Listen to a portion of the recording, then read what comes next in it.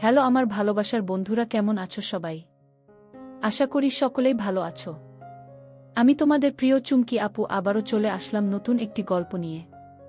গল্পটি শেষ পর্যন্ত শুনলে তোমাদের দাঁড়িয়ে যাবে। তখন আমার 21 বছর বয়স। দিল্লিতে পড়ি।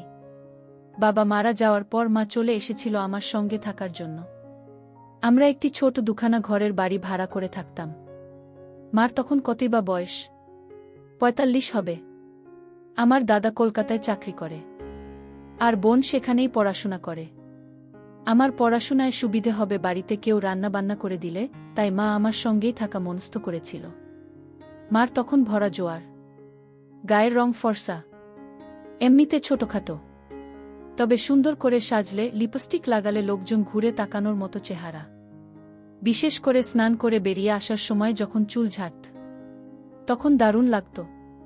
মায়ের দিকে তাকিয়ে আমার চোখ থমকে যেত। চোখ সরিয়ে নিতাম মা কিছু বোঝার আগে। মা এমনিতে পড়তে ভালোবাসে, দিল্লির গরমে তো বটেই। আর শাড়ির মধ্য দিয়ে যখন মায়ের উঁচু হয়ে ওঠা দেখতে পেতাম, তখন আমার ভেতরটা ধক করে উঠত। স্লিভলেস হলেও খুব একটা ডিপ কাট নয়, আর ঢাকা থাকত, শুধু দিকে অনেকটা অংশ খোলা আর নিচে অনেকখানি অংশ দেখা যেত।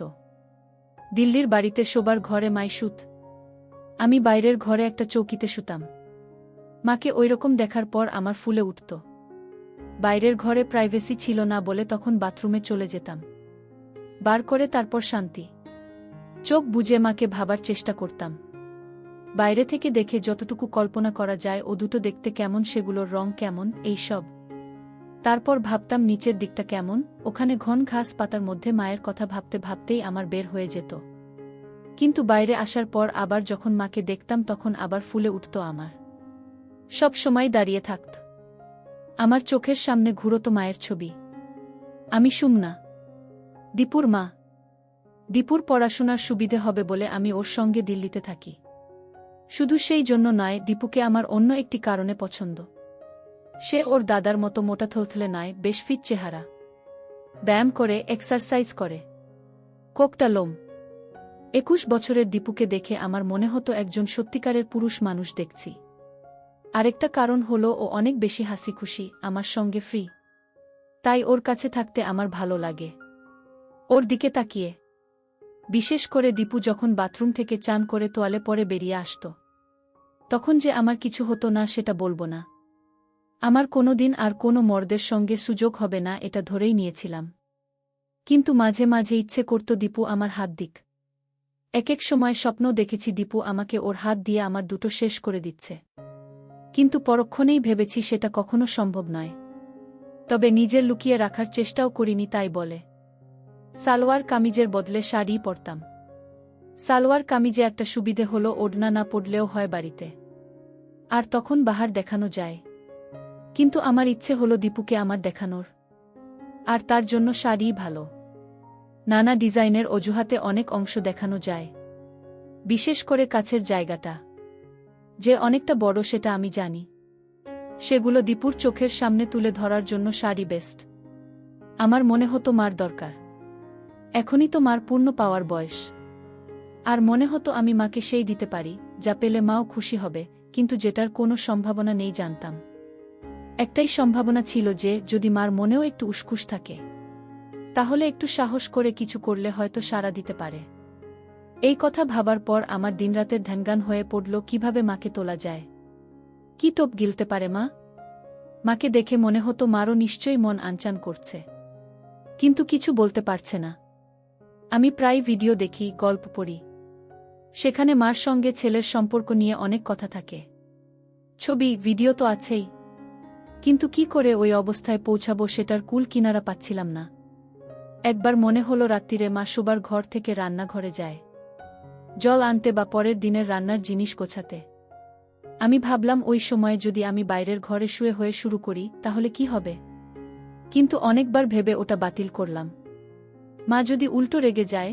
আমি যে স্বপ্নে বিভোর হয়ে থাকতাম সেটা হলো মা আমার সামনে নিজেকে ধরছে আর চাইছে আমি মার সঙ্গে।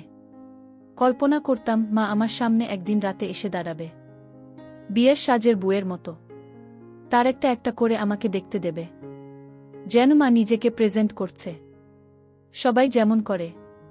ক্লায়েন্টের সামনে। কিন্তু আমাদের সম্পর্ক ঠিক বাবু আর ওদের মতো হবে না। হবে প্রেমের, ভালোবাসার। মার মুখে চোখে লজ্জা থাকবে। প্রেম নিবেদনার গরম ভয় শরম সব কিছু মেশানো থাকবে। আর তারপর মা দেখাবে, টেনে ধরে দেখিয়ে দেবে। আমার স্বপ্নে আমি তখন উঠে মার হাত ধরে আমার উপর রাখব। এই সব ভাবি আর দীর্ঘশ্বাস ফেলি। প্রশ্নটা হলো কিভাবে মাকে দেখাব? কোন অজুহাতে? একবার দেখলেই আন্দাজ করতে পারব মার মনে কোনো সুপ্ত ইচ্ছে আছে কিনা। একবার ভাবলাম আমি যদি কোনো ভাবে মাকে ভিডিও দেখাতে পারি, ছবি বা ভিডিও, তাহলে হয়তো ওইদিকে মন যাবে ভাববে। কিন্তু সেটারই বা সুযোগ কোথায়? তখন ভাবলাম আরেকটু সাধারণ ব্যাপার থেকে শুরু করা যাক। একেবারে ভিডিওতে না গিয়ে যদি গোছের কিছু দেখাই, তাহলে মা কিছু টের পাবে না। আর আজকাল তো সেগুলোর কোনো অভাব নেই। প্রথমে একটু দাম দিয়ে হলেও ফ্যাশন ম্যাগাজিন রাখতে শুরু করলাম, যাতে কম মহিলার ছবি দেখে মায়ের মনে সুপ্ত বাসনা জেগে ওঠে। বিভিন্ন ডিজাইনের পাতাগুলো যে মা দেখছে সেটা লক্ষ্য করেছিলাম। একদিন সেরকম একটি ছবির দিকে তাকিয়ে থাকার সময় আমি বললাম, এই রকম একটা বানিয়ে নাও না তুমি। কথাটা শুনে অবাক হয়ে তাকিয়েছিল মা। এই প্রথম আমার মুখে কথা শুনে। আমি বললাম, তোমাকে ভালো দেখাবে। ছবিটা কাছে টেনে নিয়ে দেখলাম ছবি, কিন্তু অংশটা বেশ কিছু কাটা, আর দিকটাও লোকাট। আমি বললাম, তোমার পড়তে ইচ্ছে করছে। দীপু ওই ম্যাগাজিনগুলো আনতে শুরু করায় আমি খুব খুশি হয়েছিলাম। হয়তো দীপুও আমার দেখতে চায়, কাছে আসতে চায়। একটা অজুহাত খুঁজছে এমন মনে হয়েছিল। আমি দীপুর সামনে বসেই পাতাগুলো ওল্টাতাম যাতে ওর নজরে পড়ে। এই ছবিটা আমি অনেকক্ষণ ধরে দেখছিলাম, তাই সে কাছে এসে বলেছিল, এরকম পড়তে চাই কি না। দীপুর কথা শুনে মনে হয়েছিল দীপুকে আমার দিকে টানার চেষ্টা করব, ওকে তুলব। মা ছেলের মধ্যে সম্পর্কের সংস্কারটা একটা দূরত্ব আনবে ঠিকই, কিন্তু যদি ঠিক ঠিক কাজ করে যাই, তাহলে হয়তো সে আমাকে মা নয়, একজন মহিলা হিসেবে ভাবতে পারে। মহিলাও না, আমি সেই মুহূর্তে চাইছিলাম দীপু আমাকে একজন নষ্ট মেয়ে ভাবুক, যাতে তার মনে কথা জড়ো হয়। এই সব ভেবে আমার শক্ত হয়ে যেত। আর ভাবতাম কখন সেখানে দীপুর আঙুলের পাব। মা আমতা আমতা করে বলল, জাহি কি বলছিস, লোকে কি বলবে? আমি বললাম, কেন, লোকে বলার কি আছে? তোমার কি এমন বয়স? দেখো, এরকম ভালো লাগবে। কথাটা শুনে মা লজ্জা পেল। মুখ লাল হয়ে গিয়েছিল এক মুহূর্তের জন্য। ধ্যাত বলে ছেড়ে দিয়েছিল, কিন্তু আমি ছাড়িনি। আমি বললাম, তোমাকে বানিয়ে দেব, ওটা হবে আমার গিফট। তারপর বললাম, চলো ওরকম একটা শাড়ি কিনে আনি। মা বলল, ও বাবা, আমি ট্রান্সপারেন্ট শাড়ি পরে বেরোতে পারবো না।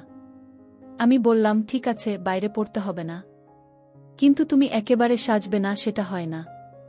তুমি একটু সাজুগুজু করলে তোমার মন ভালো থাকবে। এতে লাভ হয়েছিল। একদিন মা কাজ করতে করতে হঠাৎ বলল, আচ্ছা দীপু, আমি খুব মোটা হয়ে গেছি না? মা উপর থেকে সরিয়ে আমাকে দেখানোর চেষ্টা করছিল, গলায় একটু আড়ষ্টতা। বুঝলাম মা অনেক ভেবে এই প্রশ্নটা করেছে। হয়তো আমাকে তার দেখাতে চায় এই কথা বলে, কারণ তখন নিচে উদ্ধত দেখা যাচ্ছিল, একটা পরিষ্কার দেখা যাচ্ছিল। আমি বললাম, না মানে কেন বলো তো? না রে, কেমন একটা থলথলে হয়ে গেছি। ম্যাগাজিনের মডেলের ছবি দেখে তোমার এই কথা মনে হচ্ছে? মা মাথা নেড়ে সায় দিল। কি করি বলতো? কি আবার? এক্সারসাইজ করো, ওটা তো জমেছে, চলে যাবে। কি এক্সারসাইজ করব বলতো? আমি ওই জিম টিমে যেতে পারবো না। ঘরে বসে কিছু করলে কমবে? ঘরে বসেই তো আমি এক্সারসাইজ করতে পারো তো। এই বলে ভাবলাম একটা সুযোগ নেই। বললাম, কিন্তু তার জন্য অন্য জামা পরতে হবে। পরে তো আর ওসব করতে পারবে না। কি জামা? আমি সাহস করে বললাম, তাহলে পায়ে শাড়ি জড়িয়ে যাবে না? কথাটা উচ্চারণ করার সময় আমার রক্ত গরম হয়ে উঠেছিল। আমার হাত রেখে মার দুটো দেখানোর ভঙ্গিতে বললাম, এগুলো শক্ত করে আটকে রাখতে হবে তো। মার বোধহয় কথা মনে ধরেছিল। কাছে এসে বলল, কোথায় কিনি বলতো? আমি বললাম, এগুলো তো অনলাইনেই পাওয়া যায়, এখান থেকেই অর্ডার করে দিচ্ছি। বলে ল্যাপটপটা কাছে আনলাম। পাশে বসার ইঙ্গিত করে বললাম, এখুনি করে দিচ্ছি। মা যেন লজ্জা পেল একটু। বলল, না না, আমি নিজে কিনে নেব। কিন্তু কোনো দোকানে পাবো রে? দূর, কোথায় খুঁজতে যাবে? সব দোকানে পাবেও না, এখুনি হয়ে যাবে, এসো। শুনে মা কাছে এসে বসল। আমি অনলাইন স্টোরসের সাইট খুলে সার্চ করলাম। মডেলদের ছবি ফুটে উঠল, নানান ভঙ্গিতে পোজ করা।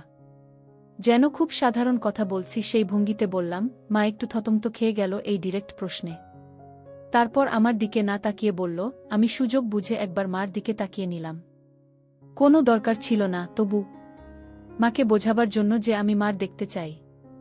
মা টের পেয়ে গুছিয়ে বসল, কিন্তু ঠিক পরের মুহূর্তেই মা হাত তুলে চুলে দিতে লাগল, আর আমি মার সব পরিষ্কার দেখতে পেলাম।